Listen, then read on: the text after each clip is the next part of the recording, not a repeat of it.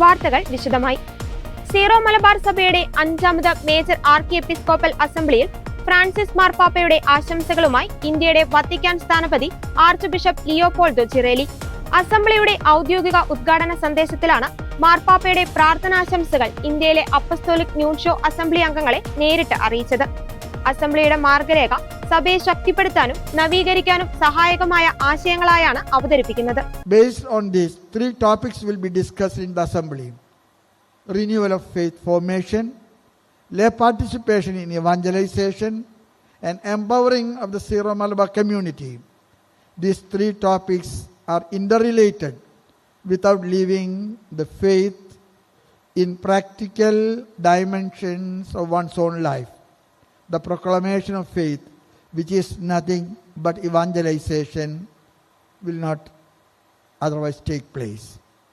The light of faith gives orientation and energy for evangelization, as the Christian faith is lived by men and women in a particular society defined by time and space. The social dimensions of the life of the faithful necessarily affects the witnessing of faith and its proclamation. In this regard, the Christian faithful have every right and duty to organize themselves in accordance with the prevailing social systems. The success in this regard will naturally determine the fate of evangelization in all its implications. This being the core discussion and deliberations, I invite each and every member to participate in the assembly with enthusiasm and commitment.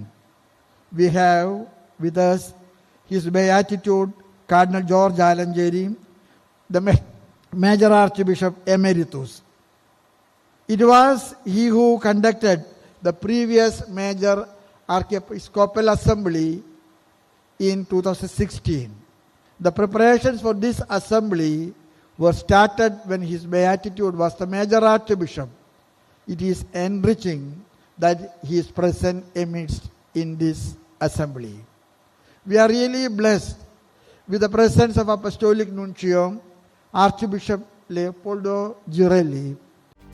സുവിശേഷവൽക്കരണത്തിൽ നേരിടുന്ന വെല്ലുവിളികൾ, പ്രത്യേകിച്ച് കാലികവും സാമൂഹികവുമായ അവസ്ഥകൾ ചർച്ച ചെയ്യപ്പെടണം. സ്വഭാവത്താലെ പ്രേക്ഷിതയായ സഭയുടെ അടിസ്ഥാന ദൗത്യമാണ് സുവിശേഷ പ്രഘോഷണം. ലോകത്തിന് സുവിശേഷ മാതൃകകളാകാൻ പുരോഹിതർക്കും സമർപ്പിതർക്കുമൊപ്പം ആത്മായർക്കും പ്രസക്തമായ പങ്കുണ്ട്. ഭരമേൽപ്പിക്കപ്പെട്ടിരിക്കുന്ന ഉത്തരവാദിത്തങ്ങളെക്കുറിച്ച് എല്ലാ തുറയിൽപ്പെട്ട സഭാംഗങ്ങൾക്കും കൃത്യമായ ധാരണകൾ ഉണ്ടാകണമെന്നും അപ്രകാരമുള്ള ധാരണകളെ രൂപപ്പെടുത്താനുള്ള വേദിയായി അസംബ്ലി മാറണമെന്നും ആർച്ച് ബിഷപ്പ് ലിയോപോൾഡോ ജിറെല്ലി കൂട്ടിച്ചേർത്തു.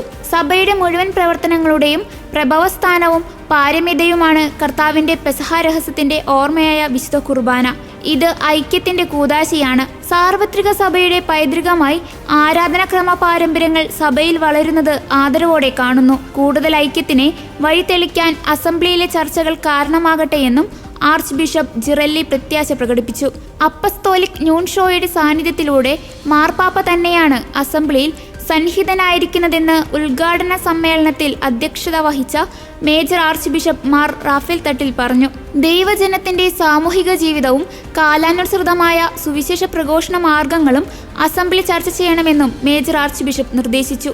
പാലാരൂപത അധ്യക്ഷൻ മാർ ജോസഫ് കല്ലറങ്ങാട്ട്, പാലാരൂപത മുഖ്യവികാരി general mon doctor Joseph Thadathil, assembly committee convener Mar Poly Kannookadan, പാലാരൂപത മുൻ അധ്യക്ഷൻ Mar Joseph Pallikaparampil, committee secretary reverend doctor Joji Kallingal, mother general sister Litty FCC, Sivadas Daniel Naik, Beena Joshi, advocate Sam Sunny എന്നിവർ സംസാരിച്ചു.